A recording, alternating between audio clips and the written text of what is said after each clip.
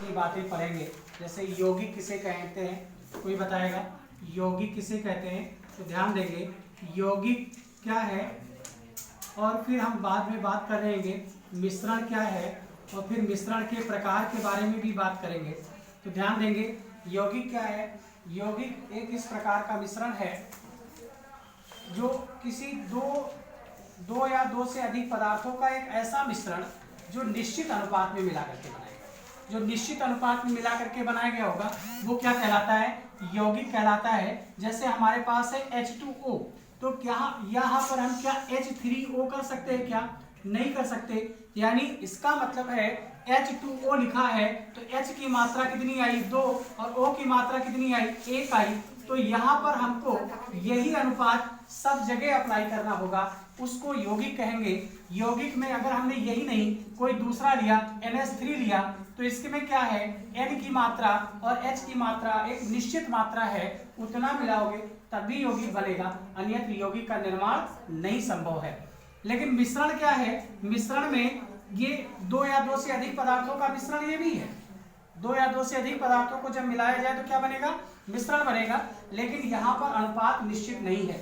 जैसे एक बात ध्यान दें, तो जैसे आप अपने घर में शरबत का निर्माण किए तो क्या शरबत में जरूरी है, क्या जरूरी है कि हम पानी डालेंगे 1 लीटर अगर पानी डाल रहे हैं तो उसके अंदर ये जरूरी नहीं है कि हम 250 ग्राम चीनी ही डालें। अगर हमने इससे कम चीनी डाली, 200 ग्राम चीनी डाली तब भी बन जाएगा, और 50 ग्राम चीनी डाली तब भी शरबत बन जाएगा। इसका मतलब है कि मिश्रण क्या है? दो या दो से अधिक पदार्थों का अनिश्चित मिश्रण, मतलब अनिश्चित अनुपात का मिश्रण। माने वहां अनुपात निश्चित नहीं है, कम डालोगे तब भी होगा और ज्यादा डालोगे तब भी मिश्रण का ही निर्माण होगा।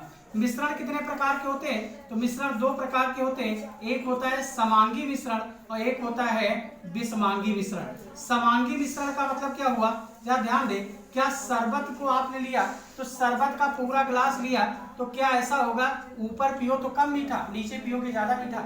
लेकिन उसको विलयन नहीं बोलेंगे जब सब जगह बराबर होगा, सब जगह बराबर मात्रा है जो चीज आपने मिलाई है। यानी किसी भी मिश्रण में मिलाए गए पदार्थों की मात्रा अगर सब जगह बराबर है तो वो क्या कहलाएगा?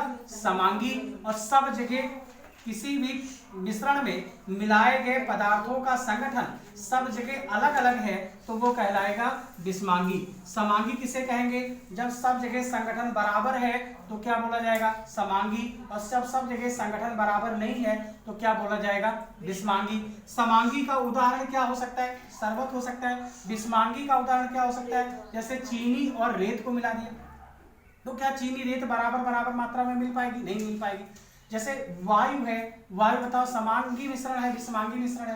तो विषमांगी मिश्रण है क्योंकि कहीं नाइट्रोजन ज्यादा है तो कहीं ऑक्सीजन ज्यादा है तो कहीं कार्बन डाइऑक्साइड ज्यादा है। जहाँ फैक्ट्रियां होंगी वहां पे क्या ज्यादा होगा? वहां कार्बन डाइऑक्साइड ज्यादा होगी। इसलिए वायु का जो वायु है और वो विषमांगी है। लेकिन वायु में कोई नाम हो जाए जैसे ऑक्सीजन गैस, तो ऑक्सीजन गैस अगर लिया तो सब जगह संगठन बराबर होगा, अर्थात समांगी होगा। इसका अभिप्राय यह है कि सभी यौगिक जो होंगे वो समांगी होंगे, और मिश्रण में समांगी भी हो सकते हैं और विषमांगी भी हो सकते हैं। इसके बाद अगर हमारे पास आता है तो यौगिक, और इसके बाद हम लोगों को पढ़ना है जैसे कोलाइडी विलयन किसे कहते हैं? तो बताएं कोलाइडी विलयन क्या होगा? वे विलयन जो नग्न आंखों से देखे जाए, मतलब ऐसे हमने सामान्य तौर पर देखा तो वो हमको कैसे दिखाई देते हैं? समांग दिखाई दे। लेकिन अति सूक्ष्मदर्शी से देखते हैं तो हमको कैसे दिखाई दे? विषमांग दिखाई दे।